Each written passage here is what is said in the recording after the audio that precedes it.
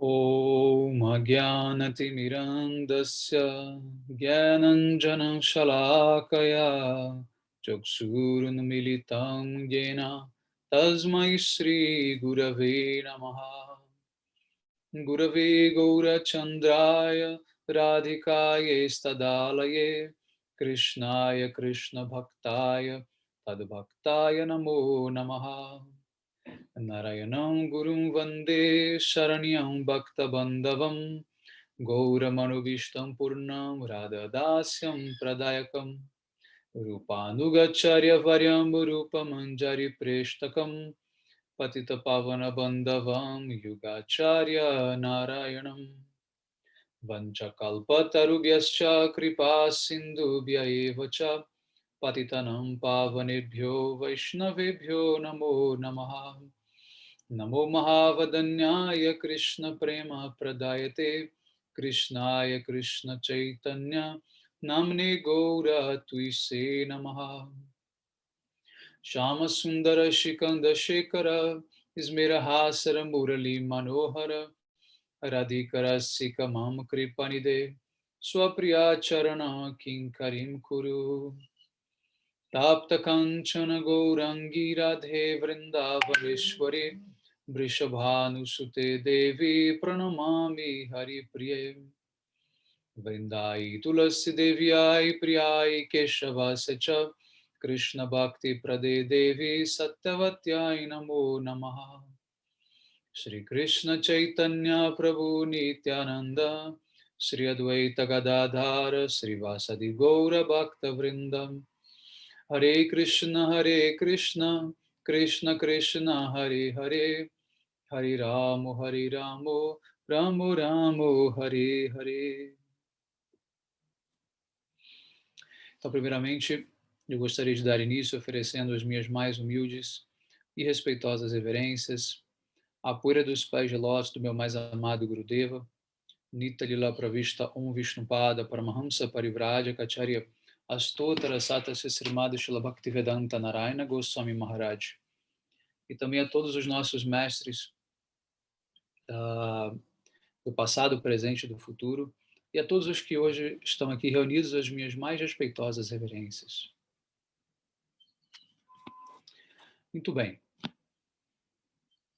Então, o tema da nossa palestra de hoje é o controle da mente. Bom, se nós pegarmos uma definição do que é mente da ciência moderna, nós vamos ter uma visão bastante diferente da visão védica, tá? Basicamente, o entendimento de mente da ciência moderna, da psicanálise, enfim, é um entendimento que ele acaba abrangendo uma série de outras faculdades que, na descrição védica, tem outras classificações, como, por exemplo, a inteligência. Na ciência moderna, inteligência é colocada como uma faculdade da mente. Mas, para os Vedas, a inteligência é uma outra entidade, é um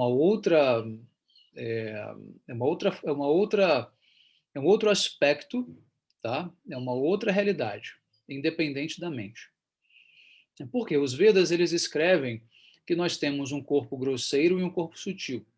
Esse corpo grosseiro é o corpo denso, né? Por isso é chamado de grosseiro, que é composto dos 5 elementos, né? Éter, ar, fogo, água e terra, certo?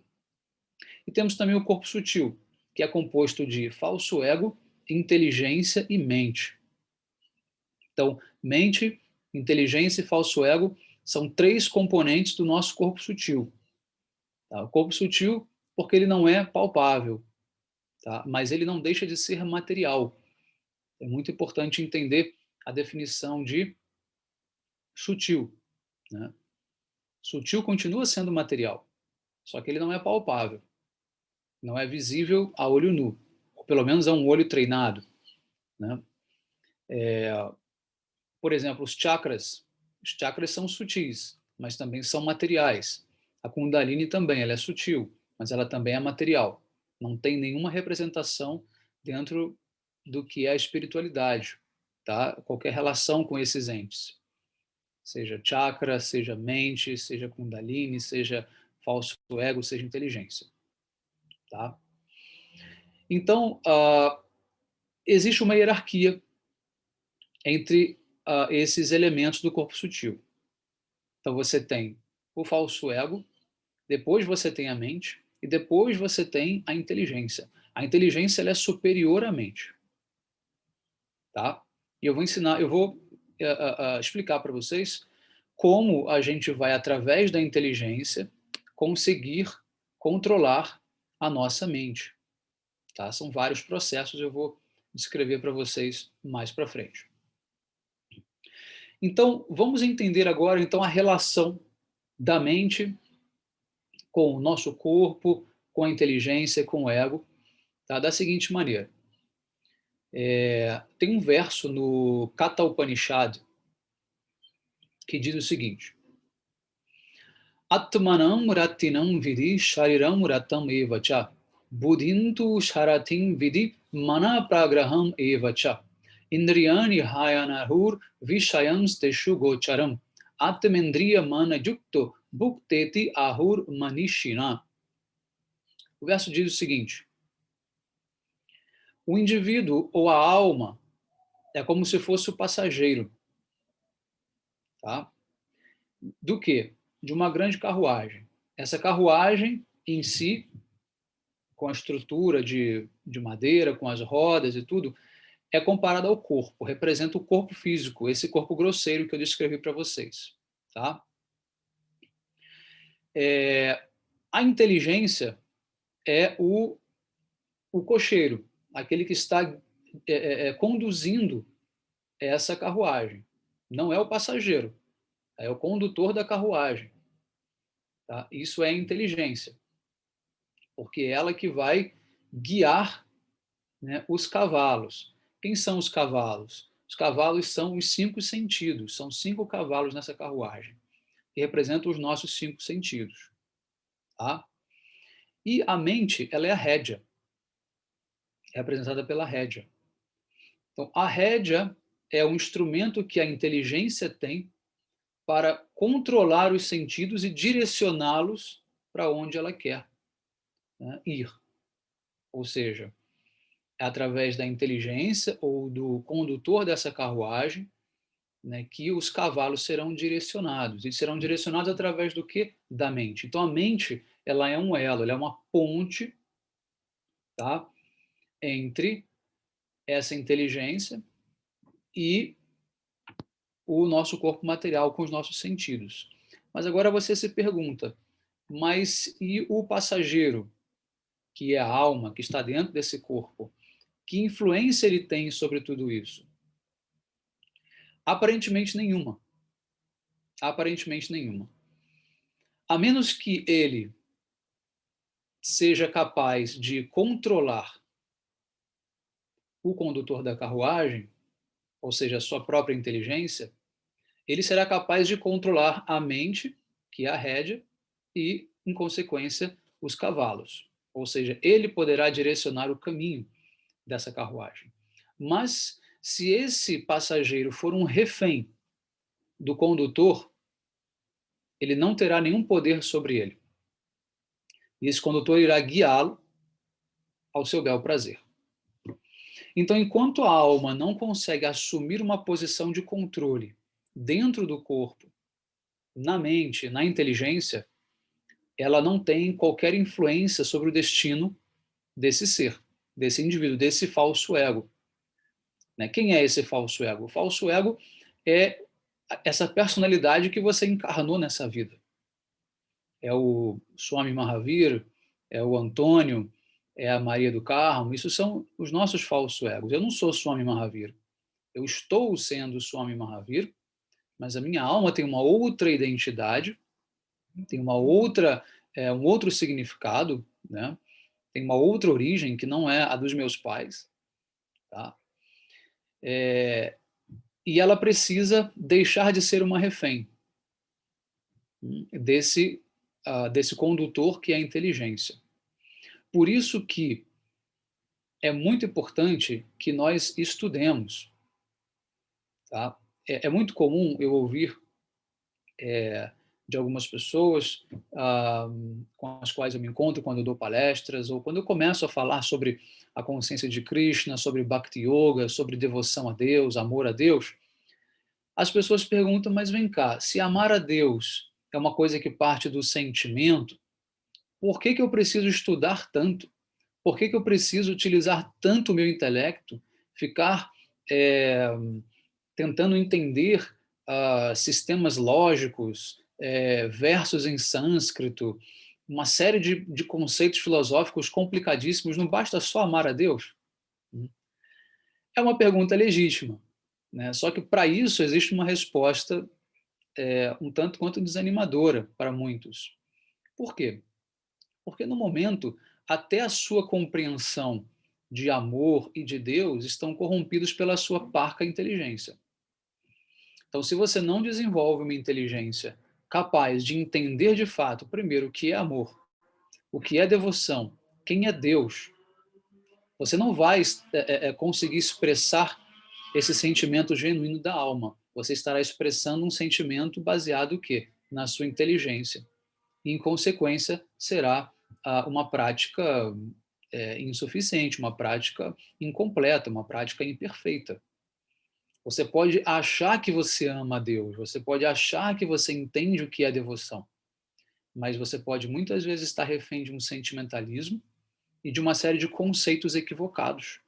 Então, o nosso amar, o nosso sentir, ele não é independente do saber.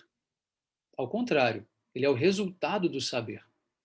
Então, por isso que é muito importante educar, né? O ser humano, ele é um animal, a gente pode colocar assim, que precisa ser educado. Ele não manifesta espontaneamente todas as suas virtudes e potencialidades. Ele precisa ser direcionado.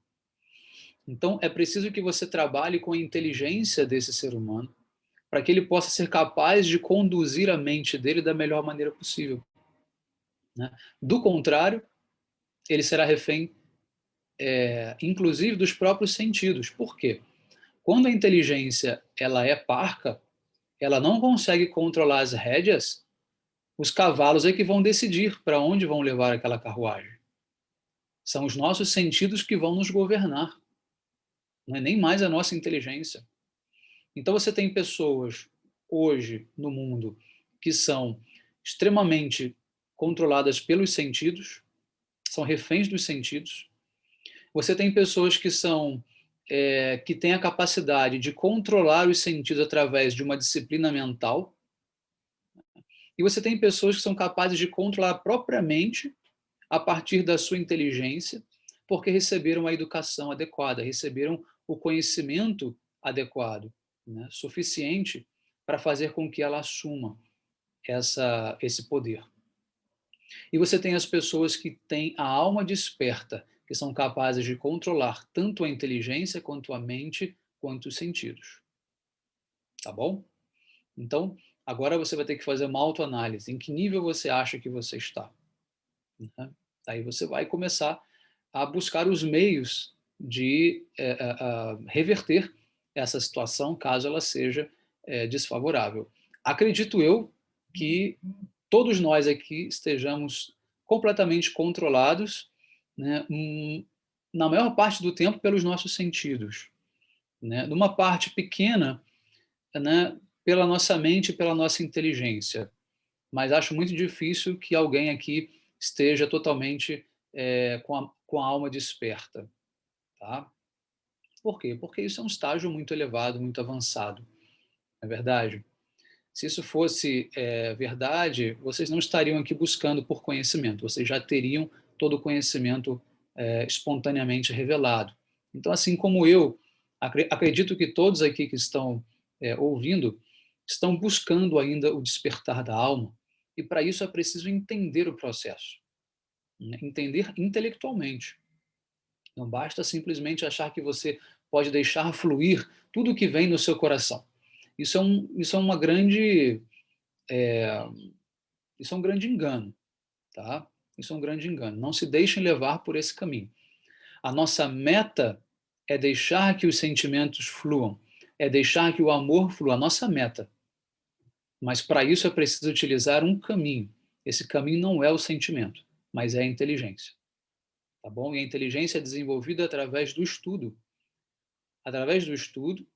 né? E através ah, de uma orientação dos mestres que são capazes de nos observar pessoalmente, a cada um de nós, e ir orientando os nossos atos para que a nossa inteligência seja remodelada.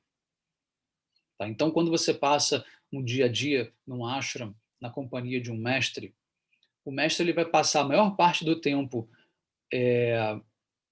corrigindo os seus atos, corrigindo as suas falas, os seus hábitos, do que propriamente, vamos dizer, te ocupando em alguma coisa mais elevada do que isso. Por quê? Porque você precisa primeiro começar do zero, começar de baixo, né? Ir aos poucos. Tá? Então, essa é a função do mestre, uma das funções do mestre. Né? É te observar e te educar, como se fosse uma criança pequena. Uma criança pequena, os pais têm que ficar o tempo inteiro em cima. E chega até a ser uma coisa chata, né? Faz isso, faz aquilo, não faz isso, não faz aquilo. Né? Por quê? Porque se você não canaliza aquele impulso da criança, ela fica completamente descontrolada no futuro, né? Ela não desenvolve a inteligência dela, ela não é capaz de desenvolver as potencialidades humanas ao seu nível máximo. Né? Por quê? Porque ela não foi direcionada. É um momento chato desse processo educacional, muito chato. E nós estamos agora nesse mesmo estágio, né, de ter muitas vezes que nos educar, né? Na ausência de um mestre, nós temos que ser os nossos próprios educadores, né? Ficarmos atentos aos nossos comportamentos, às nossas atitudes, para estar o tempo inteiro ali nos corrigindo. Tá? É a fase mais chata do processo espiritual, tá? Mas ela é necessária. Se você quiser pular essa etapa, você não vai conseguir ter sucesso espiritual, infelizmente. Então vamos voltar aqui ao verso dos Upanishads, porque ele tem uma explicação. Ele diz o seguinte, que a alma, ela é aquela que desfruta e aquela que sofre com o contato da mente e dos sentidos. Ou seja, pode ser que às vezes os sentidos e a mente te levem para um lugar maravilhoso, para um estado de consciência maravilhoso, mas também podem te levar para um local muito desagradável e para um estado de consciência de muito sofrimento. Por quê? Porque ela não sabe para onde ela vai. Ela não tem nenhum discernimento sobre o que é certo ou sobre o que é errado. Ela está apenas tentando desfrutar o tempo inteiro. Então, às vezes dá certo, mas muitas vezes dá errado. E quando dá certo, a nossa tendência é dizer: agora eu estou no caminho certo, basta seguir a minha mente, basta seguir o meu coração, porque está dando certo. Resultado, logo em seguida passa a dar errado de novo, porque deu certo por acaso. Então, não se deixem levar.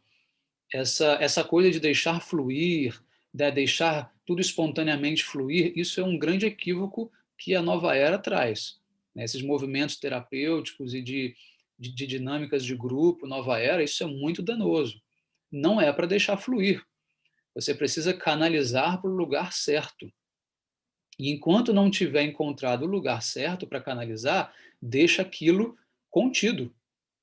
Né? Deixa aquela represa fechada, né? Até que você tenha o caminho da água desenhado, sabendo para onde ele deve ir, aí você vai abrir aquela represa. Do contrário, você vai ficar uma pessoa completamente incontrolável, né? Em outras palavras, até mimada, porque você acha que tudo tem que fluir da maneira como você acha que é para você naquele momento, independente dos meios onde você se encontra. E isso é um problema. Essa espontaneidade irrestrita, ela é um grande problema, tanto para as crianças quanto para os adultos, né? Especialmente para os adultos. Então, hoje em dia, os pais mais modernos, que seguem a linha construtivista, têm essa tendência de deixar a criança no impulso natural, naquele fluxo natural dos seus desejos. E isso está errado. Isso está errado. Agora, o problema é que os pais nem sabem qual seria a melhor maneira de educar.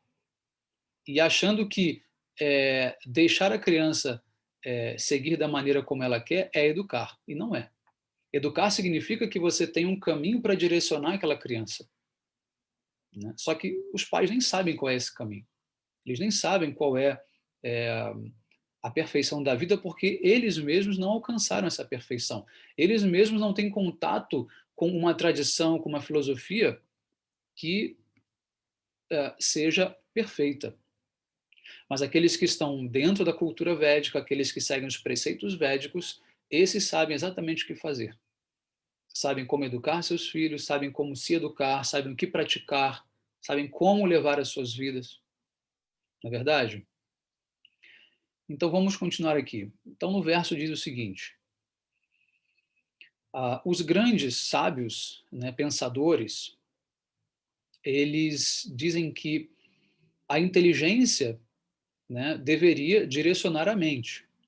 Mas a mente é tão forte e obstinada que ela geralmente acaba controlando a própria inteligência. Tá? Essa mente muito forte, ela deveria ser controlada pela prática do yoga, mas essa prática, ela não é muito acessível para as pessoas comuns. Tá? Aqui entenda-se yoga como o processo de Sankhya Yoga, né, ou de Samadhi Yoga, tá? Ou de Astanga Yoga, né, Astanga do Patanjali, né? Então, ela é muito difícil de ser acessada pelas pessoas de modo geral, e mesmo essa prática em si, ela é muito complicada e nem sempre traz os resultados desejados. Tá? Por quê? Porque depende da era em que você pratica. No final eu vou explicar isso para vocês, né? Qual é a prática dessa era que pode nos ajudar a controlar a nossa mente, né? É, então, então, dessa maneira, o que Krishna diz para Arjuna no Bhagavad Gita, no capítulo 3, verso 42? Ele diz: Indriyani parani ahur, indriyebhya param mana, manasastu parabudhir, yobude paratastu saha. Os sentidos, eles são superiores à matéria. A mente é superior aos sentidos e a inteligência é superior à mente. E a alma é superior à própria inteligência. Então aqui Krishna já desenhou aquilo que eu havia explicado logo desde o começo, a hierarquia, né, dos controles. Então, você tem primeiro o objeto material que não tem consciência, né, chamado objeto inerte, né, que é controlado pelos sentidos, que é controlado pela mente, que é controlado pela inteligência e que é controlado pela alma, ou pelo menos deveria. Tá? Aí mais para frente, no Bhagavad Gita mesmo, no capítulo 6, verso 33, após explicar o processo de Sankhya Yoga para Arjuna, que é um processo de controle da mente, Arjuna diz para Krishna o seguinte: ó Madhusudana, o sistema de yoga que você resumiu parece-me inviável e impraticável, pois a mente é inquieta e instável. Então, o próprio Arjuna confirma a dificuldade de você praticar esses sistemas de yoga. Tá? Ele diz no verso seguinte, né, Chanchalam himana Krishna pramati bhallavadridam tasyaham nigraham mane vayoriva sudushkaram. A mente é inquieta, turbulenta, obstinada e muito forte. Ó Krishna, parece-me que subjugá-la é mais difícil do que controlar o vento. Então, Arjuna compara o controle da mente com o controle do vento. Alguém conseguiria controlar o vento? Não. Ninguém consegue parar o vento. A não ser, quem sabe, uma ex-presidenta nossa, né, que cogitou a hipótese de, né, estocar vento. Ela talvez tenha esse poder, né, mas nenhum outro ser humano tem. Né? Então, Arjuna diz, seria mais fácil controlar o vento do que a mente. Então, vejam bem a dificuldade que é controlar a nossa mente. Tá? A mente é extremamente inquieta, agitada. Ela parece uma criança, né? Sempre pegando uma coisa, largando outra, largando a sua coisa, pegando outra, extremamente inquieta. Né? E ela está sempre insatisfeita. A natureza da mente é que ela está sempre insatisfeita. Quanto mais você dá, logo ela se acostuma e quer algo melhor, quer algo maior, quer algo diferente. Não é verdade? Então, a mente ela é chanchala. Chanchala em sânscrito significa instável. Tá? Foi isso que Arjuna disse para Krishna. A mente é muito instável, muito difícil controlá-la. E o que você está me perguntando, me pedindo para fazer, ó Krishna, é algo simplesmente impossível. Eu não consigo controlar a minha mente, nem consigo encontrar meios, né, possíveis para isso. Então, no verso seguinte, que é o 35, o próprio Krishna diz: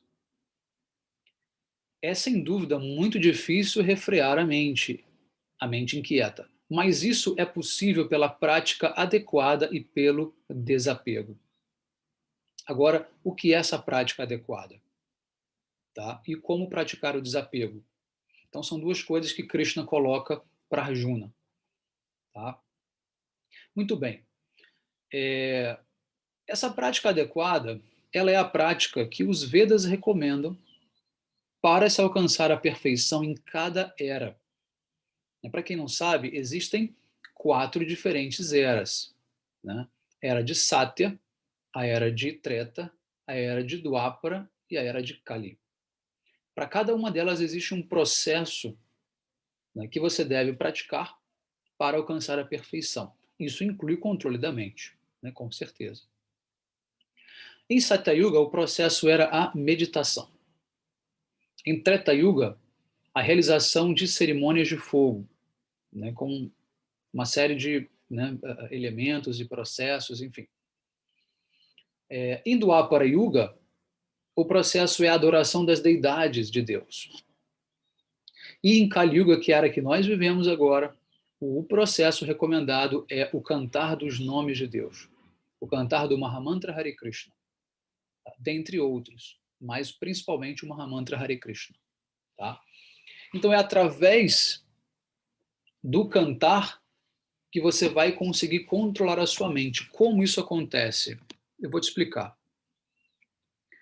Antes disso, vamos dar um passo atrás e vamos tentar entender o que outras linhas, né, oferecem como prática. Então, nós temos, por exemplo, o budismo. Vamos usar como exemplo o budismo, que é uma prática de disciplina mental. Não é uma religião, tá? Como muita gente acha que é, não é. É uma prática, é uma doutrina de disciplina mental. O que eles têm para utilizar como meio de controle da mente? Pensem vocês, o que os budistas têm como único meio para o controle da mente? É a própria mente. A Márcia respondeu que é a meditação, exatamente. E a meditação é o quê? O uso da mente. Tá? Meditação em sânscrito significa manasa, tá? O exercício da mente. Tá? A palavra dhyana, que geralmente é traduzida como meditação, não é, está errado. Tá? A palavra dhyana tem um outro significado, que é a absorção naquele objeto em que você contempla. Tá? E o dharana é a fixação nesse objeto, é um estágio anterior. Primeiro você fixa, depois você se absorve, depois você se identifica, aí entra o samadhi, tá certo? Muito bem. Se os budistas só têm a mente para utilizar contra a própria mente, será que a mente vai deixar que isso aconteça? Com certeza não. Então, o processo de controle mental que se utiliza da própria mente como esse meio, ele já começa errado. Por quê? A mente, como eu já expliquei, ela é inquieta, ela é instável, ela praticamente tem vida própria. Ela tem vida própria. Né? Uma mente descontrolada tem vida própria. E ela tem os seus tentáculos. Esses tentáculos são os nossos 5 sentidos. E os 5 sentidos eles vão como loucos, para cá e para lá, o tempo inteiro. E a mente quer desfrutar. Né? A mente usa os sentidos para ter desfrute. Então ela vai guiando, né, por si só. Se a inteligência não está conduzindo a mente, ela vai por si só, totalmente descontrolada, certo? Agora, para você controlar a sua mente, é preciso utilizar alguma coisa mais poderosa do que a mente. A princípio, nós temos a inteligência, certo? Só que a inteligência por si só, ela não é um método, ela é apenas uma entidade, né? Ela é apenas a, a, a, um ente. Né? A inteligência ela é um ente, mas ela não é uma técnica. Tá? A inteligência vai utilizar-se de uma técnica para controlar a sua mente. E que técnica é essa? Muito bem. A mente, ela é muito sutil, tá? Muito sutil. E quando esses pseudo-yogis dizem que entram num estágio de não-mente, né, que é muito comum dentro do budismo, não tem como entrar num estágio de não-mente. Porque se você tirasse ou abstraísse a mente por completo, você perderia totalmente o contato com a realidade. Porque a mente é justamente o elo da consciência da alma com o corpo físico, com a matéria, com o mundo material. Então você não tem como eliminar a mente. Não existe nenhum estágio que seja sem mente. Isso não existe. Isso é apenas um jogo de palavras ou uma ilusão na qual ele se encontra.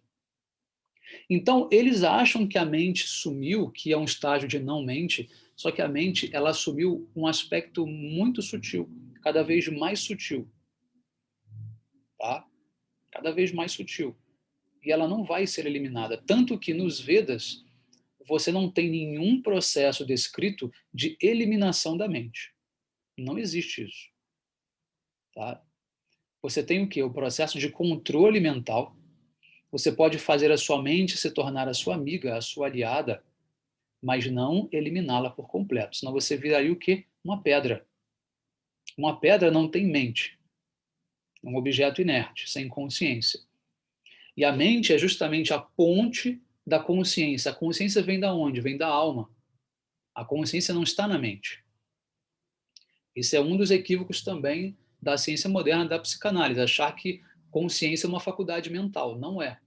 Consciência é uma faculdade da alma, que é inerente à alma, e que é uma capacidade eterna da alma, né, intrínseca da alma, ser consciente. Tá? E quando essa alma encarna, essa consciência ela perpassa esses corpos e ela faz com que eles estejam ali presentes ou funcionando. Né? Então, a presença da alma, a alma e consciência, elas são inerentes. A alma é Satchitananda. Sat, eterna, Chit, consciente, e Ananda, bem-aventurada. Então, são elementos que não se dissociam jamais, porque eles são a própria natureza da alma. Tá? Então, quando você tenta controlar a sua mente, você precisa utilizar de alguma coisa que seja superior a ela, e não ela mesma. Do contrário, ela vai te enganar. E quando você achar que você entrou no estágio de não mente, é a própria mente mentindo para você. E aí você diz para a mente, não mente. Não mente porque eu sei que você ainda está aí presente, né? Mas você precisa entender tudo isso, tá? Se você simplesmente fecha os seus olhos e começa a fazer uma viagem de autoobservação, como essas técnicas de yoga preconizam, você não vai conseguir controlar absolutamente nada.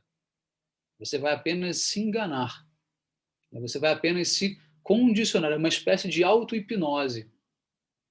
E aí você tem aliado a isso uma série de conceitos e frases feitas que vão sendo aliadas a esse processo, né, por outras pessoas que não entenderam absolutamente nada do que está acontecendo, e você então, vamos dizer assim, é, convencido de que você está vivendo essas etapas desse processo, mas na verdade você não está vivendo, né, esse processo de não mente, porque ele não existe.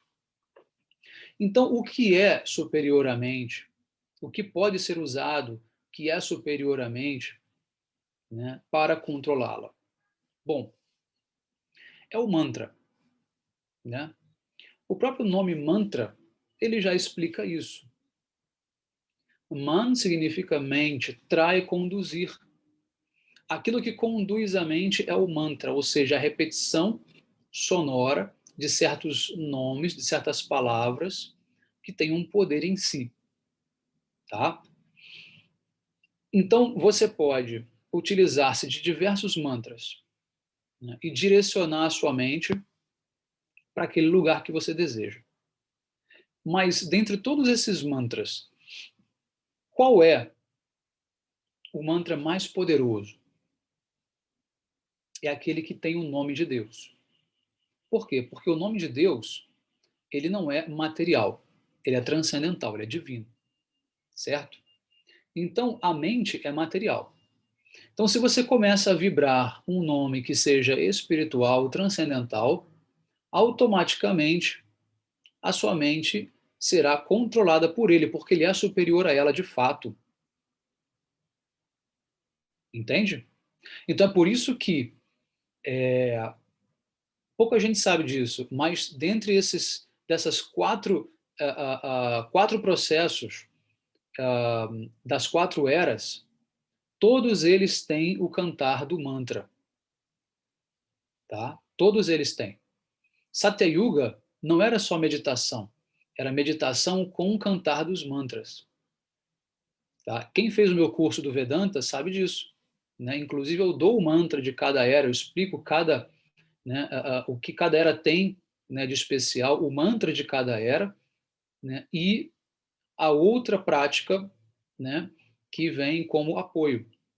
Então, Satyayuga é meditação com mantra.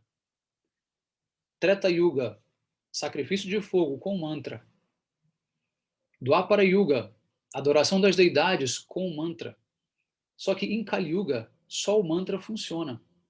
As demais não funcionam mais. É por isso que só restou o mantra. Não é que o mantra é específico de Kali Yuga, é porque só o mantra funciona em Kali Yuga.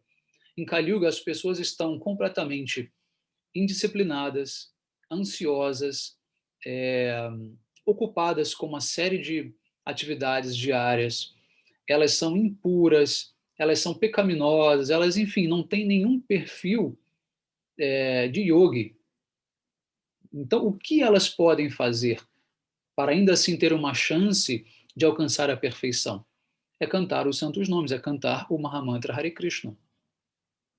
Qualquer um pode fazer, a qualquer momento, em qualquer lugar. Não é necessário você estar limpo, purificado, você ser um brahmana de nascimento, você ser indiano. Não tem nenhuma regra que, é, que priorize esse cantar dos santos nomes. Qualquer um pode cantar e pode alcançar a perfeição. Então, Krishna, ele sempre coloca para nós algum meio possível e viável. Do contrário, ele seria inatingível, inalcançável, e ele não quer ser inalcançável, né? Deus quer ser conhecido por nós. Deus está muito ávido por essa relação conosco. Só que nós não estamos tão interessados assim. Por isso nós procrastinamos, né? Adiamos cada vez mais nossa prática espiritual, Porque Deus para nós não é tão importante assim. Afinal de contas, o controle da mente é muito mais interessante do que estabelecer uma relação com Deus, não é verdade? É por isso que a maior parte das pessoas não busca a devoção. Busca o quê? O controle da mente, exercitar o corpo, ficar bonito, né? Espiritualidade virou um sinônimo de beleza hoje, de corpo físico bem trabalhado, né? Pessoas jovens, ricas e bonitas. Esse é o padrão de espiritualidade hoje, na verdade. Então, isso assim, é uma grande distorção da realidade, tá? Então, essa maneira, essa prática adequada que Krishna coloca no Bhagavad Gita é, para essa era que a gente vive, o cantar do Mahamantra Hare Krishna. Tá? Então, quando você canta o mantra, essa vibração do nome divino, que não é diferente do próprio Deus, ou seja, o nome continua sendo transcendental, apesar de você não ser transcendental, o nome em si ele é transcendental. Então, quando você fala Hare Krishna, a sua mente ela está ali, ela está presa naquele nome. Aí você canta, quanto mais você se aproxima dessa entidade Deus, da entidade Krishna, mais a sua mente ficará sob controle e se tornará não apenas um ente controlado, mas um ente é, favorável. Né? O controle mental é apenas o início do processo. Depois você não precisa mais controlar a sua mente. Depois ela simplesmente vai fluir da maneira como tem que ser. Né? Ela vai ser favorável, tá bom? Então, e aí, nessa sequência, o que nós temos? Nós temos um outro mestre nosso chamado Rupa Goswami, que ele descreve o caminho de controle, né, dos nossos sentidos e da mente. Ele diz o seguinte: primeiro, você precisa controlar o seu discurso, a sua fala. Né? Então, o verso começa com Vacho Vegam. Depois vem Manasa Krodha Vegam, ou seja, mente, ira. Depois, o Jiva Vegam, a língua. Depois, o Dharu Pasta Vegam, estômago e genitais. Então, aquele que consegue controlar todos esses sentidos, ele é de fato um grande mestre. E todos devem se tornar discípulos desse mestre, tá? E ele coloca isso numa ordem. Essa ordem não é aleatória. Ele coloca primeiro o vacho, né, a fala. E para você controlar, ao controlar a sua fala, você consegue passar para o próximo, que é manasa, que é o controle da mente. Então, como você vai controlar a sua fala? Não é colocando um pano na boca, mas é aprendendo a recitar o Mahamantra, os nomes de Deus. A maneira como você vai usar para controlar, perdão, a única maneira que você pode usar para controlar a sua fala é falando o Mahamantra, né? É recitando o Mahamantra. E ao controlar a sua mente, você consegue controlar a sua ira. E logo em seguida você controla a sua língua, ou seja, aquilo que você come, né? Sempre querer saborear coisas novas, comer alimentos que são proibidos, que fazem mal, como carne, né? Alho, cebola, uma série de coisas, tá? E depois você consegue controlar então o seu estômago, que é a quantidade e a frequência com que você come. E por último, os genitais. Os genitais são o último, são os mais difíceis, tá? Então, dessa maneira, se você ocupa todos os seus sentidos na prática devocional, no serviço a Krishna, então automaticamente você consegue pacificá-los, tá? Muita gente acha que o controle dos sentidos, o controle da mente é feito através de alguma outra técnica que não a própria devoção. Na verdade, tanto a mente quanto os sentidos, eles não devem ser anulados, rejeitados, né? Destruídos. Não. Eles existem por alguma razão. E essa razão é que eles são veículos de comunicação, de contato com Deus. Então, a única maneira que você tem de controlar os seus sentidos é utilizando-os da maneira correta. E qual é essa maneira correta? É utilizando-os no serviço a Deus. E como você pode fazer isso? A gente tem alguns exemplos dados por Maharaj Ambarish, que foi um grande rei que viveu há milhares de anos atrás, que era um grande devoto de Krishna. E apesar de ser um rei, de ter muitas obrigações e responsabilidades, ele ainda assim se dedicava exclusivamente ao serviço de Krishna. E como ele fazia isso? Através da sua mente, ele meditava em Krishna nos seus passatempos, né? Com as suas palavras, ele glorificava Krishna. Com as suas mãos, ele limpava o templo. Ele não pedia para empregados limparem o templo dele. Ele mesmo limpava. Ele mesmo decorava as deidades, ele mesmo cozinhava para as deidades. Tá? Com seus ouvidos, ele ouvia, né, as histórias de Krishna, ouvia o nome de Krishna. Tá? Com seus olhos, ele se ocupava em ver a deidade de Krishna, aquela bela forma da imagem de Krishna. Com seus pés, ele ia peregrinar pelos locais onde Krishna viveu e fez passatempos em Vrindavan e outros lugares, né? Com a sua língua, ele saboreava a prashada, o alimento oferecido a Krishna.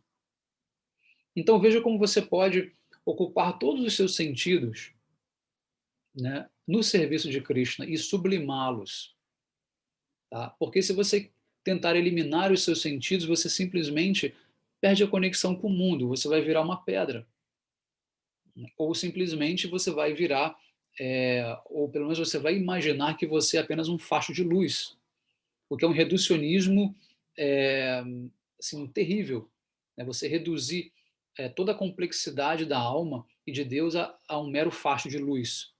Né? Isso aí é uma grande ofensa, na verdade. Né? Então, dito isso, no Bhagavad Gita, Krishna, um dos últimos versos do Bhagavad Gita, capítulo 18, verso 65, Krishna diz o seguinte para Arjuna: absorva sua mente em mim, torne-se o meu devoto, me adore, ofereça reverências a mim, e você certamente virá até mim, porque você é muito querido para mim. É um verso muito famoso. Esse verso é o principal verso do Bhagavad Gita. Man manabhava mad bhakto madhyajimam namaskuru mam me vaisyasi satyam te pratijani priyosime. Então Krishna diz: absorva sua mente em mim. A sua mente tem que estar o tempo inteiro pensando em mim. Se ela pensar em alguma outra coisa, pronto.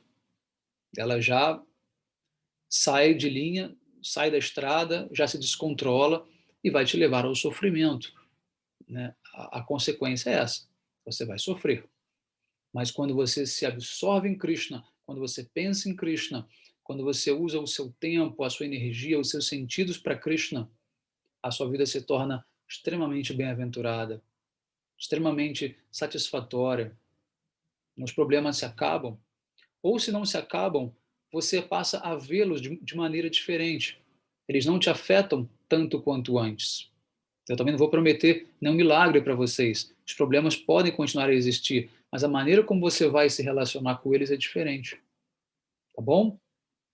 Então, eu acho que vocês então já entenderam. Basicamente é isso, tá? Para a gente fazer uma introdução breve sobre esse assunto.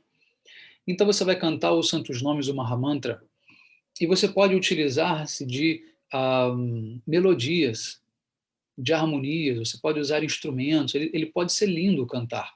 Ele não precisa ser um cantar mecânico apenas, né? Que é uma das formas, que é a japa, que é aquela repetição, né? A seca, vamos dizer assim, do mantra. Você pode cantarolar o mantra, você pode usar de harmonias e melodias, né? E aí a sua mente, ela vai pensar, ele está apenas ouvindo uma música bonita, e isso gratifica os sentidos, né? É bom para os ouvidos isso. E a mente gosta, ela não sabe que isso é uma prática espiritual. E, de repente, ela se verá ali totalmente envolvida com aquilo e ficará totalmente harmonizada automaticamente. Então, esse é o processo, tá? Deixa eu ver se tem alguma pergunta aqui. O Eduardo pergunta aqui, olha, se o consciente é inerente à alma, o inconsciente à alma? Não. O inconsciente, ele é uma outra coisa, ele é um outro estágio de não percepção direta daquilo que acontece com você através de uma série de outras portas sensoriais, né, que nós temos. Por quê? Porque o cérebro, ele estrangula.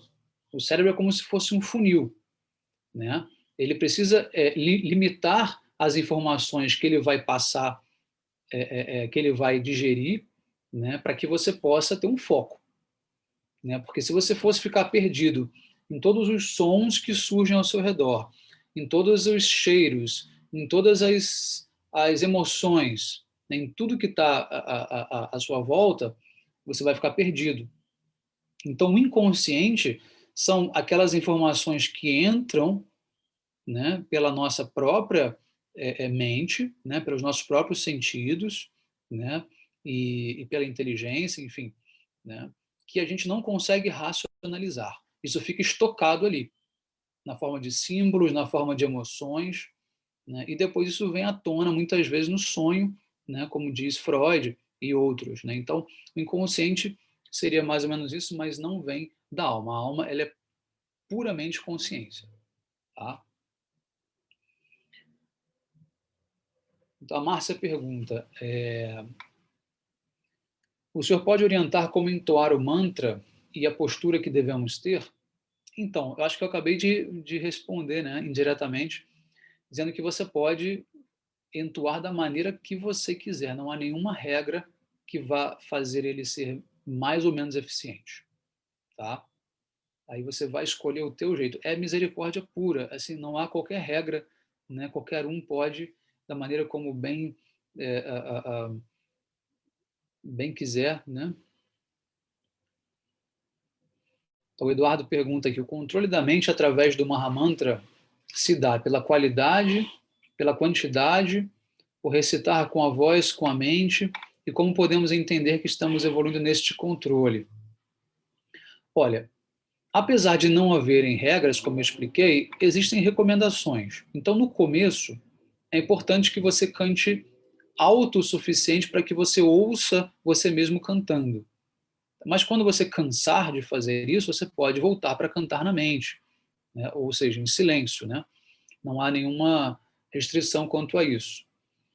E como nós podemos entender que estamos evoluindo neste controle?